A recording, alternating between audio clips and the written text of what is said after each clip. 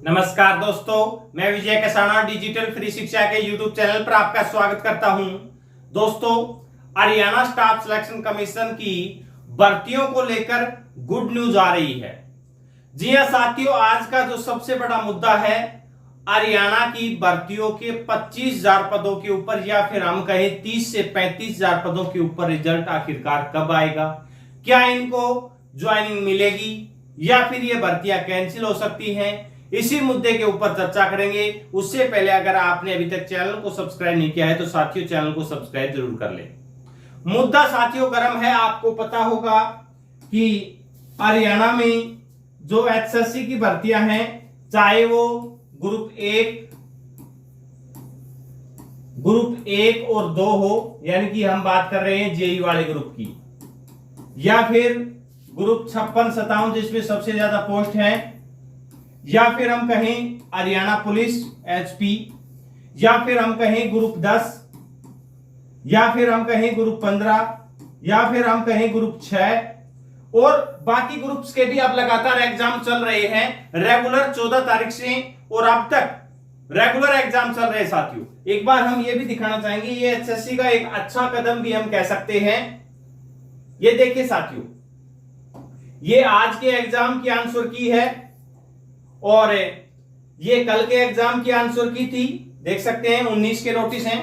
ये 18 वाले एग्जाम की आंसर की है, ये 17 वाले एग्जाम की आंसर की है, इसके अलावा 16 वाले, 15 वाले, 14 वाले, यानी कि लगातार जिस दिन एग्जाम होता है उसी दिन कुछ ही घंटों बाद आंसर की जारी कर दी जाती है। ये एक अच्छा कदम है, इसकी हमें प्रशंसा भी करनी चाहिए, लेकिन जो कमियां हैं उन्हें और भी दुरुस्त करनी चाहिए।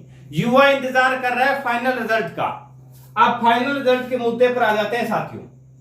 ये सभी भर्तियों की बात करें तो ये 30,000 के लगभग भर्तियां हो रही हैं। 24,000 पदों के जो पहले चर्चा थी, इसके बारे में बीजेपी वर्सेस कांग्रेस मामला हो रहा है, आपको पता है। तो बीजेपी ने तो साथियों पहले ही अपने मैनिफेस्टो में घोषणा कर दी है, बीजेपी की तरफ से मैनिफेस्टो में घोषणा कर दी गई है कि हम जो रिजल्ट जिनका एग्जाम हो चुका है उनका सबसे पहले मंत्रिमंडल का गठन होते ही रिजल्ट निकाल देंगे।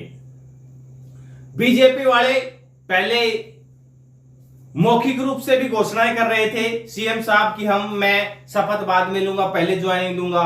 यहां तक कि प्रधानमंत्री नरेंद्र मोदी जी ने भी कह दिया कि हमारी नई सरकार का श्री गणेश इन भर्तियों के द्वारा ही किया जाएगा। अब बात आ रही थी कांग्रेस की तरफ से चुनाव आयोग में एप्लीकेशन दी गई थी जिसको मुद्दा बनाया गया था। उसके बाद युवा हरियाणा सरकार या फिर हम कहें नई सरकार में अगर कांग्रेस की सरकार बनती है तब की बात की जा रही है। सरकार किसी भी पार्टी की बन सकती है, इसमें अभी कोई भरोसा नहीं है।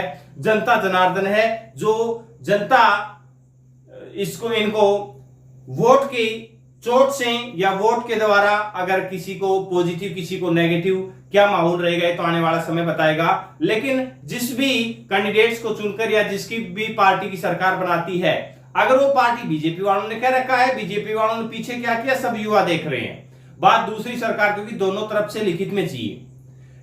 कांग्रेस वालों ने आश्वासन दिया था कि हम प्रेस कॉन्फ्रेंस करेंगे, प्रेस कॉन्फ्रेंस तो अभी तक नहीं आई है।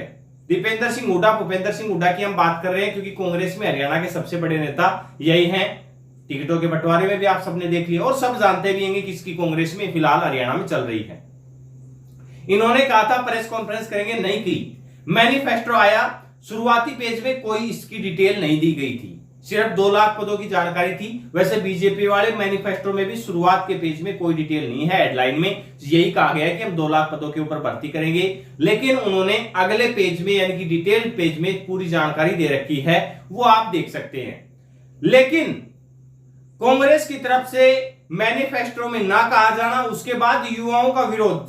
जैसे ही कांग्रेस का मैनिफेस्टो आया था तो युवाओं ने विरोध किया कि हमारी भर्तियों का तो कोई जिक्र नहीं है। आपको साथियों में एक बात और बता देना चाहता हूं कि बीजेपी हो या कांग्रेस हो, दोनों ही पार्टियां सोशल मीडिया के ऊपर बहुत ज्यादा एक्टिव है, युवाओं की हर एक्टिविटी के ऊपर नजर बनाए हुए हैं और उस नजर का आप क्या सोच रहे हैं? अब दीपेंद्र हुड्डा जी को युवा लगातार मिल भी रहे हैं, उन युवाओं को भी मैं धन्यवाद करना चाहूंगा जो लगातार प्रयास कर रहे हैं। वैसे उनका क्रेडिट लेने के लिए कई साथी एक्टिव हो चुके हैं, लेकिन आप प्रयास करते रहिएगा।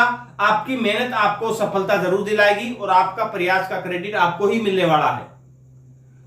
अब ये लगातार साथी प्रयास कर रहे हैं, ये साथी काफी दिनों से प्रयास कर रहे थे, ज्ञापन भी दे रहे थे, लेकिन अब कैसे पता लगा है? दीपेंद्र सिंह हुड्डा हो, भूपेंद्र सिंह हुड्डा हो या बीजेपी वालों को तो सब पता ही है, उनका तो करा कराया है ही।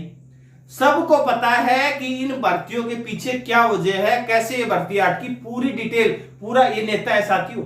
अगर जो मुद्दा हाईलाइट हो रहा है उसका पूरा कच्चा चिट्ठा निकाल लेते हैं कि आखिरकार असलियत क्या है, और बार बार युवा मिल रहे हैं तो उनकी डिटेल नहीं निकाली, सब निकाल ली है। अब लगातार आप एक्टिव हैं तो मौखिक तौर के ऊपर दीपेंद्र सिंह हुड्डा तो बोलने लग गए। अब बात आती है भूपेंद्र सिंह हुड्डा के बोलने पर भी, क्योंकि उनका भी बोलना जरूरी है साथियों, एक नेता के बयान से नहीं, उनका भी बोलना जरूरी है। और तीसरा काम, कांग्रेस पार्टी के मैनिफेस्टो में जो डिटेल आएगा उसमें भी ऐड होना जरूरी है। सीएम कोई भी बने, सीएम बनने से मतलब नहीं है, अगर कांग्रेस पार्टी के मैनिफेस्टो में आता है तो अगर कोई भी कैंडिडेट सीएम बनेगा उसकी जिम्मेदारी कांग्रेस पार्टी के मैनिफेस्टो को लागू करवाना रहेगा। वैसे नेताओं की घोषणाओं के ऊपर ज्यादा विश्वास तो नहीं किया जा सकता, लेकिन फिलहाल हमारे पास और कोई चारा भी नहीं है, क्योंकि बीजेपी वाले भी इतना ही कर रहे हैं, तो कम से कम इतना इनसे भी करवा लिया जाए। तो लगातार गुड न्यूज ये है कि दोनों तरफ से, कि कांग्रेस की तरफ से जो इस भर्तियों के बारे में ज्यादा इंफॉर्मेशन नहीं आ रही थी, वो नहीं कह रहे थे कि हम 24,000 पदों का रिजल्ट जारी करेंगे या नहीं करेंगे।